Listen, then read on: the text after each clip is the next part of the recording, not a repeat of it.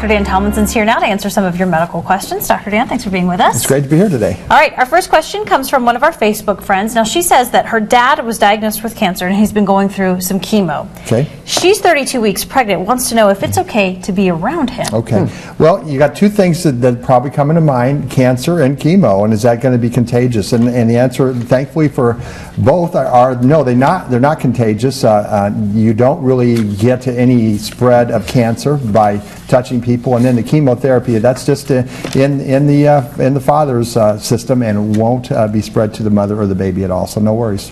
What about radiation, just as a quick follow-up to that? Well, radiation, people aren't glowing after radiation either, so if you have a cancer that's getting radiated, they're not going to pose any kind of problem to people when they're around afterwards. All right, we have a second question. How common is ovarian cancer, and what signs should young women look out for? All right, well, ovarian cancer is tricky because it is one of those silent cancers like stomach cancer, pancreatic cancer, that a lot of times is the horse is out of the barn before it's diagnosed. Now, there is one subgroup, and some of you older folks might remember Gilda Radner, the TV star on late night and so forth. Well, anyway, there's a hereditary breast and ovarian cancer gene that codes for a suppressor a protein for those particular cancers, breast cancer and ovarian cancer.